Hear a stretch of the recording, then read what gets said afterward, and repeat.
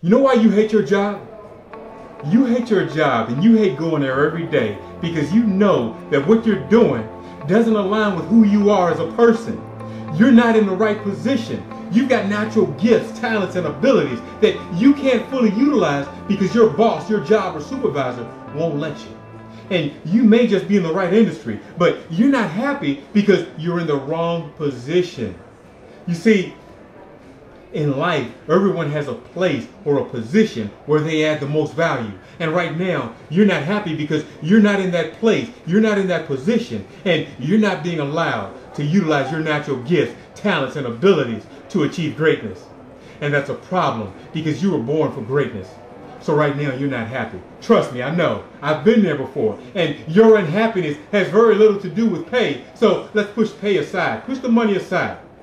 You know, because there's something about you, and it's a giftedness that makes you uniquely who you are. It was given to you freely by the universe. You didn't even have to pay for it or go to college except to develop it a little bit further. But when you got to college, most of your deans and professors probably overlooked it. They probably didn't even talk about it. And when you got to your first job, it was ignored completely. That is, unless you got lucky. And if you got lucky, here's what happened. Someone set you down and they pulled out a piece of paper. And on that paper, they listed out your strengths and weaknesses and began talking about areas of improvement. But they didn't know exactly what they were talking about. So they kept pointing at the bottom to your weaknesses and telling you how to improve your weaknesses. They were clueless.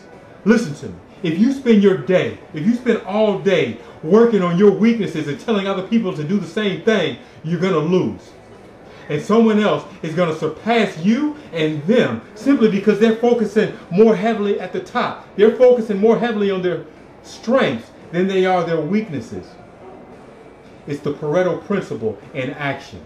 And according to the Pareto principle, 80% of your successes and my successes will always be the result of the small 20% of the things that we do well.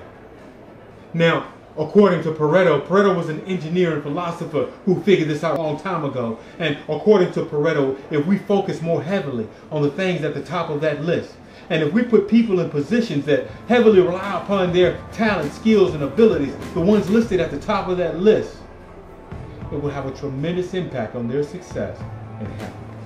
And as an individual, if you focus more heavily on improving your strengths and doing the things that you're naturally gifted for, or you only apply for positions that allow you to utilize your gifts, your natural gifts, talents, and abilities, you can win. And you can win and enjoy the best that life has to offer today.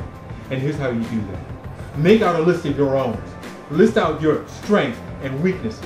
And focus more heavily on developing and improving your strengths. Only apply for positions